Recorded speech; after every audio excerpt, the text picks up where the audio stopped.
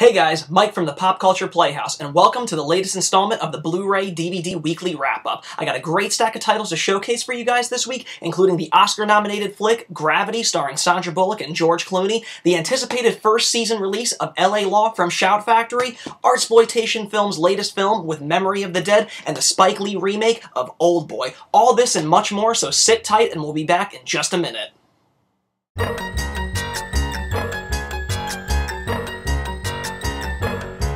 Alrighty guys, and welcome back to the Blu-ray DVD Weekly Wrap-Up. The first title we're going to be talking about streets tomorrow, February 25th, and it's the anticipated Warner Brothers flick Gravity, starring Sandra Bullock and George Clooney.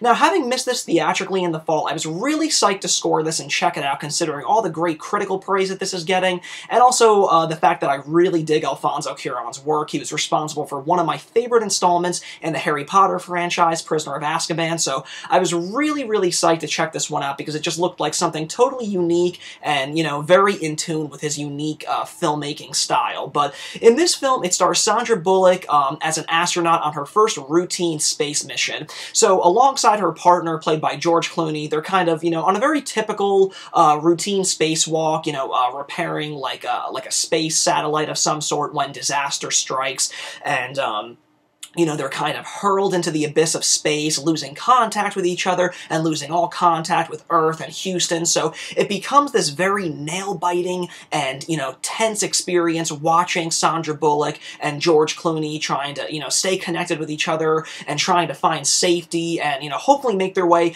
back to Earth all in one piece. You know, this was one of the most, you know, intense, very suspenseful, nail-biting flicks that I've seen in some time. And I mean, you know, just seeing what they accomplished with today's technology, kind of setting Sandra Bullock and George Clooney in space, it just feels so real. I mean, this is definitely the film, you know, the first film that I've seen in so long that really made me feel like that is exactly what space must feel like. I mean, I can't imagine it being much different. And, you know, it's just amazing what's accomplished like that. You are totally believing that they are in outer space. You don't question it for a second. That's just how good the technology is in this film and all the special effects that were, you know, utilized to bring it to life.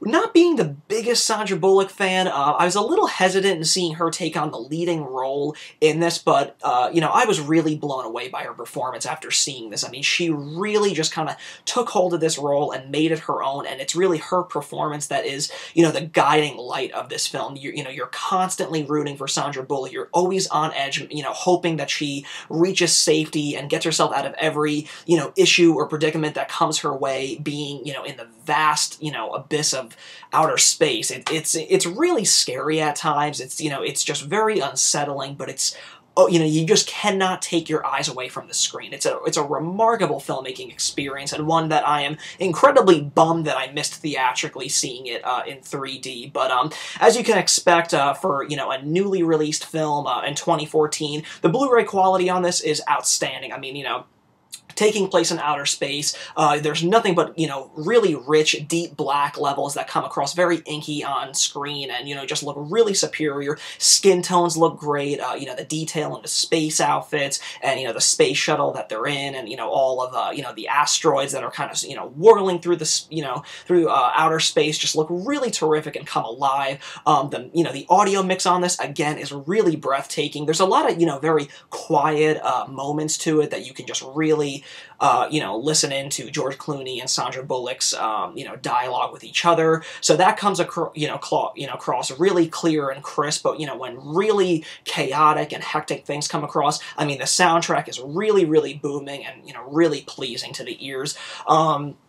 For a film like this, I was really impressed with, you know, all the bonus content on this. There's over 3 hours of special features on this, including like a feature-length, you know, look at how they kind of brought every step of this film to life. You have a storyboard featurette on this. You have a short film from the co-writer of Gravity, and then you also have a documentary on this narrated by Ed Harris, which is really cool. So overall, I'm really pleased with the special featured package on this, and really happy with the film itself. Like I said, it's one of the most nail-biting, intense experiences experiences in a film that I've seen in a really, really long time, and I really loved Sandra Bullock's performance in this, which is also, you know, really nicely complemented by George Clooney's performance in this. He is, you know, he kind of brings a really nice, airy, gravity, no pun intended, you know, atmosphere to the film, really adds some nice comic relief when it's really needed in the film. So he's really great. I think that the chemistry between Bullock and Clooney is really great in this film. So I would really recommend this to anyone. But let's go ahead and go ahead and take a look at the packaging on this. As you can see, really cool shot of Sandra Bullock just kind of whirling through space on this cool slipcover. And then when you turn that one around, you have some more screen grabs and all the special features that you're going to see and a plot synopsis. And then when you take this one out, that cover art that mimics the slipcover there. And then when you pop this one open, you have a really basic Blu-ray art, just plain black with your UV code, and then, of course, a DVD copy. But like I said, guys, I was really blown away by this. If you're a fan of Alfonso Cuarón or, you know, films about you know, space exploration, this is definitely one of the most intense, satisfying, you know, unique, you know, space films that I've seen in the longest time. So if you get a chance to check this one out, I would recommend checking it out in 3D, because I'm sure that the 3D experience is only going to enhance this film that much more. But the 2D version definitely gets all, you know, all the jobs required, you know, done to really enjoy this film. But when it definitely streets officially, I'll certainly be picking up the 3D version to kind of experience it in the 3D format. But definitely check this one out when it streets tomorrow, February 25th. Okay, guys, and the next title we're going to be taking a look at also streets tomorrow, February 25th, and it's the anticipated first season release of L.A. Law from Shout Factory. Now, I know that this show has actually been released in its entirety overseas, but stateside, we've been waiting for this show for quite some time, but thankfully, the fine folks at Shout Factory has answered all of our calls, and L.A. Law Season 1 is finally being released. Now, for those of you that don't know about L.A. Law, it's actually co-created by Steven Bochco, who's been responsible for a slew of other great law-related shows like Hill Street Blues and whatnot. But L.A. Law actually kicked off in 1986 and ran until 1994, and it deals with a prestigious law firm and all of the lawyers and their interpersonal dramas and all the conflicts that go along with the cases that they're working on and the principles that they themselves hold and how that's implemented and affects their work, and of course, you know, their day-to-day lives with people. But you know, this obviously came a little earlier than you know, before my time. I was born in '87. Like I said, this started airing in '86. But I know that this show has always had a really you know, tight grasp on people that love law-related dramas, and this was a huge hit with critics and audiences back when it originally aired. So I was always intrigued to see it, but you know, it had never seen a release stateside. But like I said, luckily Shout Factory has come to the pop culture rescue again to put this out stateside for all the people in the US, and thankfully I'm really happy that they did, because having never seen this show before, I was quickly really drawn into it. I love all the characters in this one, and just, you know, all of the different you know, drama and stories that go along with you know, all of their unique cases, and how it, you know, oftentimes goes against the grain of, you know, what certain characters may be feeling personally. But you know, a job is a job, and they have something to uphold to their clients as a law firm. But it's really interesting. It's just a really cool look at, you know, the law profession as itself. And while this film, you know, while this show, should I say, is, you know, quite a few years old, I still feel like it still holds up really well today. And I just had an absolute blast with it. I think that the cast in this, you have so many great people in this, like Harry Hamlin, Susan Day, you have Jimmy Smits, Jill Eikenberry, Michael Tucker, just so many great performers, and then a slew of great guest performances in this. I mean, in the pilot episode alone, you have Joe Pantoliano in this one. So, you know, there's just so many great people, and, you know, not a lot of recognizable faces that you would probably know nowadays. And I think that that just really helps watching an older show like this now, where you're not so caught up in the faces of like, oh, that's a really famous person, or that and that. It just really allows for the performances to speak for themselves and the stories to kind of just take hold of you and really draw you in. And that's exactly what each and every episode in this set does. So all that said, let's go ahead and take a look at the packaging for this. As you can see, you get a really cool shot of the core cast in there with a cool license plate of LA Law. And then on the back, you have some more shots of them detailing everything in here. You get all 22 episodes of the first season, and you get a slew of cool bonus features, including new interviews with Stephen Bochco, Corbin Burnson, Larry Drake, Jimmy Smits, Michael Tucker, and a bunch of other cast members. So that's really cool to see that Shout Factory stepped up again to kind of get newly, recorded interviews with, all the great cast members from this really awesome Law show. So taking that slipcover off, you get that great cover art again that mimics the cover, that mimics that slipcover rather.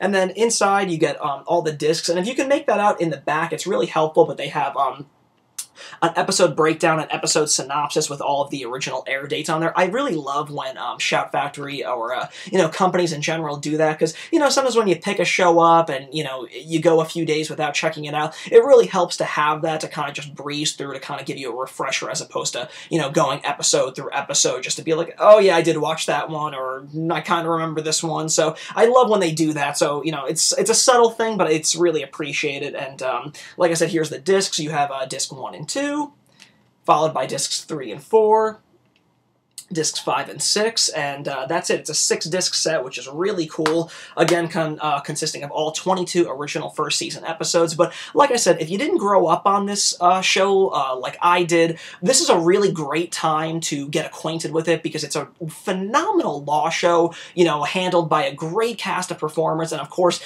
the great Steve Bochco is behind this one. So if you're into law dramas from the bygone era of the 80s, I would definitely recommend LA Law, When It Streets Tomorrow, February 25th from Shout Factory. Okay guys, and the next title we're going to be taking a look at is the latest release from Artsploitation Films, streeting tomorrow, February 25th, and it's Memory of the Dead. Artsploitation Films has quickly become one of my favorite leading independent distributors. I just love, their taste and, all of the dedication and care that they take into selecting, so many different, a vast amount of independent productions from all over the world, and Memory of the Dead is their first release of 2014, hailing all the way from Argentina.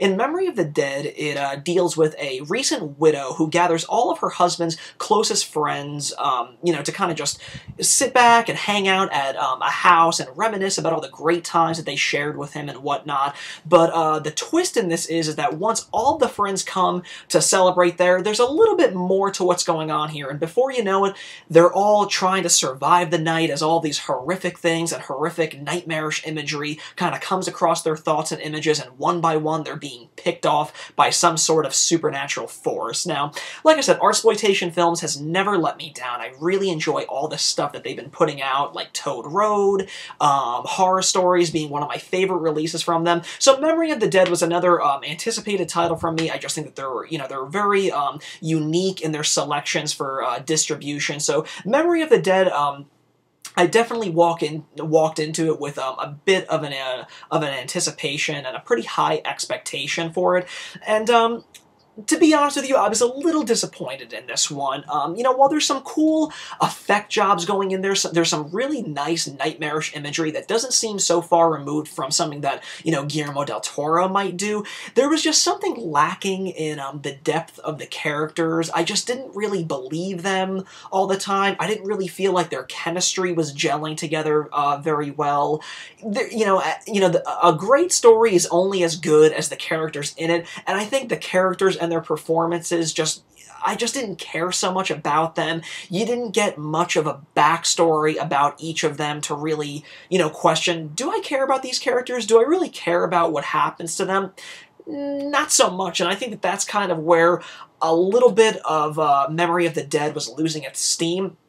And, with that, I feel like Memory of the Dead kind of walks away being a film that's way more, style over substance. And while that's not exactly a bad thing, it's just not enough to kind of make it the knockout punch that, previous Artsploitation Films releases have been. But that said, like I said, there's some really cool nightmarish images in it without giving too much away. There's a really cool sequence where one of the female characters in this is kind of, having some really bad flashbacks of her traumatic childhood where her father was abusing her and her mother just kind of ignores it. So as she's knitting something, she's just completely completely ignoring what's going on in the room that she's sitting in. So she slowly begins knitting, kind of knitting her eyes and mouth shut. Very grisly and very cool imagery, to say the least. So it was stuff like that that I liked, but, on that same dime, it was kind of hurt by some rather off-putting CG that looked a little too fake and a little too misplaced in a film that had some really great practical effects going for it. So overall, Memory of the Dead walks away as sort of a mixed bag and not exactly as great as previous Artsploitation films releases are, but I think that there's enough in it to definitely warrant it a viewing. So definitely check it out if you guys get a chance when it streets on February 25th. But let's go ahead and cut into the packaging on this. Like I said, there's some really cool nightmarish imagery in this one, and the cover on this, you really get a peek on that. I don't want to get too far into that, but that scene in particular that you're seeing on this cover is kind of where some Guillermo del Toro-like imagery is seen, so very cool stuff. And then when you turn that one over, very grisly imagery yet again in that one, very cool stuff going on there. You get a description on this. Nothing in the way of special features, which is pretty surprising because in past Artsploitation films releases, a lot of their movies are always stacked with stuff, so I was pretty surprised to see that there was no special features whatsoever to speak of, because it would have been cool to see, some interviews with the director or the cast to kind of get a feeling to, where the inspiration for this film came from and whatnot. So overall, a little disappointing there, but when you crack this one open, you get some pretty plain disc art there with the logo, and then some background art kind of detailing past Artsploitation films releases that you guys can pick up. But, like I said, Artsploitation Films is one of my favorite leading independent distributors, and while this one was a little disappointing, I would definitely still recommend it for anyone, trying to kind of broaden their foreign, watching taste. So definitely check out Memory of the Dead from Artsploitation Films when it becomes released February 25th. Alrighty guys, next up, available right now from Mill Creek Entertainment, is Gotham City Serials. Now this one actually has a little bit of a nostalgia factor for me. Believe it or not, I actually grew up watching a bunch of these on VHS as a kid. These are actually two different series of movie serials that were released in the 40s dealing with Batman. I think, if I'm not mistaken, these were actually the first film forays for the Batman character, and the first one, Batman, is from 1943, and it's broken into 15 chapters, and it was that installment that I actually grew up watching various episodes on during the VHS days, and I always kind of dug it. I mean, it's totally hokey, black and white. They're dealing with a villain that was never really introduced in the character or in the comics. It was just really this made-up one for the serials, and it was kind of they were basically speaking to a World War II crowd at the time, so I think that that's what they were trying to do, was kind of make it as relatable as possible to audiences of that time period. But I always had a lot of fun with it, although it's hokey and, it's much older and it's a little different than, the Batman that we've come to know throughout the years. I've always had a soft spot for it, but the other series is Batman and Robin from 1949, also in 15 chapters, and, they're both very cool, serials, very much of the time period, and they're in pretty rough shape, being from the early to late 40s, but it's pretty amazing and remarkable that these things have still survived, and, that's very fortunate for Batman fans and, comic book fans in general, because it would be such a shame to see things like this lost just, for people not, handling the elements well or what have you. So I think it's really cool that these things have survived the test of time and have luckily been re-released by Mill Creek Entertainment all together in one, budget package. So very cool stuff to have in here. If you're a big Batman enthusiast or a big comic book fan, this is definitely one to check out, being, the first foray, for Batman into the movie world. So definitely worth checking out. It is available right now, but let's go ahead and check out the packaging on this. I really like this cover art. It's very classy, really playing up the whole, time period that these were made in, kind of, a very bronze tint to this and what have you. So I really like that. And then when you turn this over, you get, the plot descriptions for the two different Batman serials.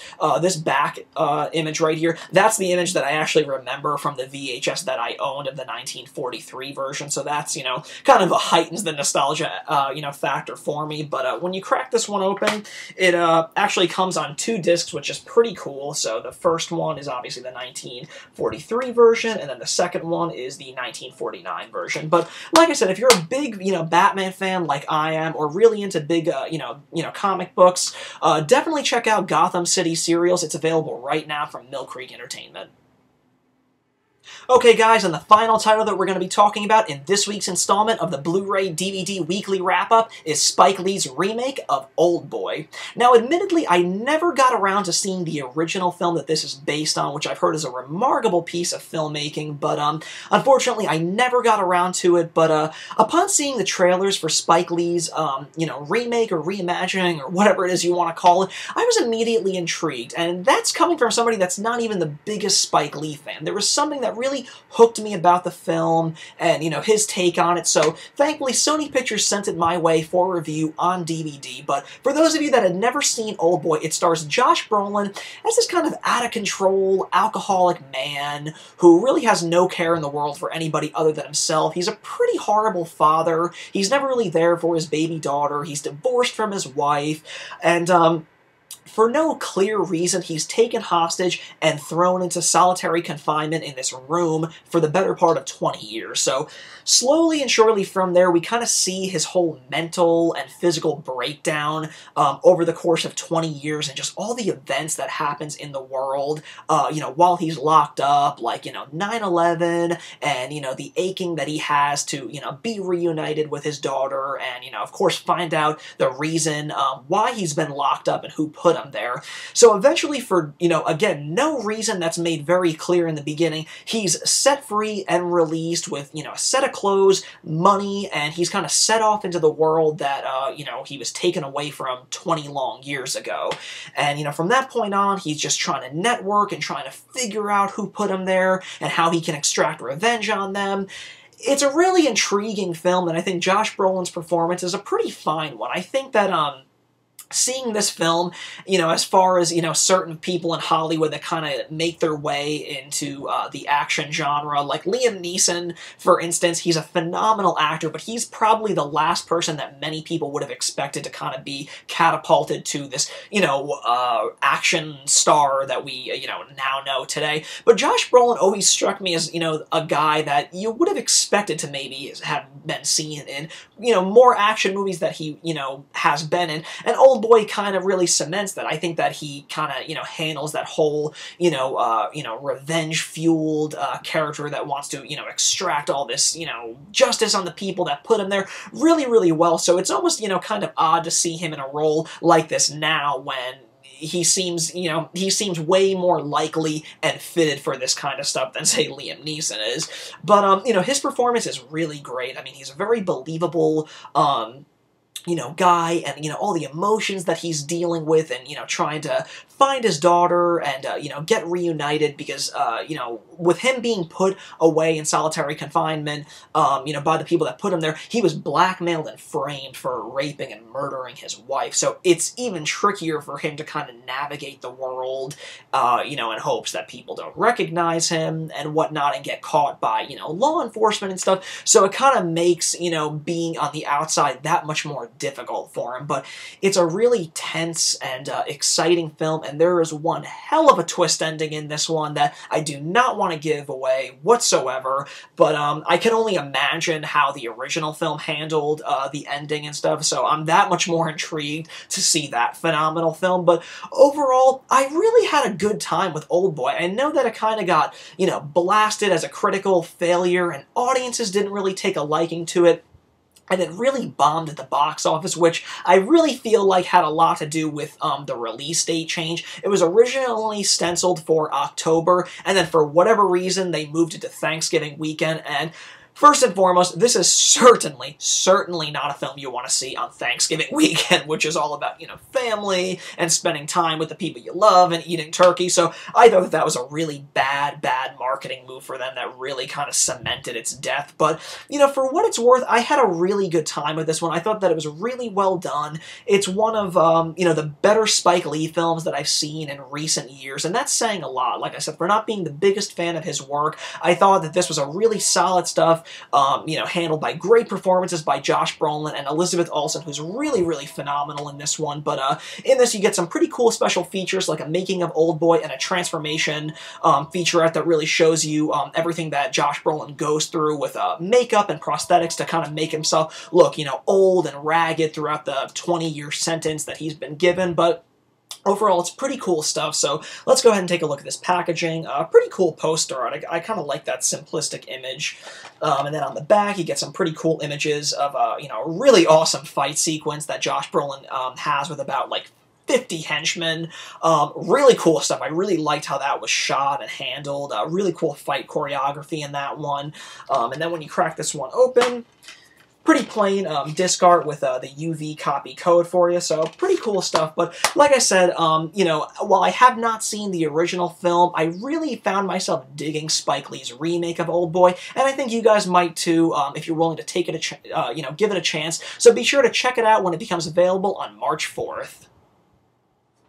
Alrighty guys, that concludes this week's installment of the Blu-ray DVD Weekly Wrap-Up. Thanks for tuning in, and be sure to stay tuned to the website, because whether they be in the form of written reviews or in the next episode of the Weekly Wrap-Up, we've got a great stack of titles to showcase for you guys, including the Slumber Party Massacre Blu-ray from Scream Factory, the anticipated release of Phantom of the Paradise from Arrow Video, Dead Kids from Severin Films, Thirst from Severin Films, The Killers Blu-ray release from Arrow Video, and of course Beneath, the Larry Fesden film from Scream Factory. All this and tons more, so stay tuned to Mike'sPopCulture.com for all the latest movie reviews. Thanks again for tuning in, and we'll see you in the next episode.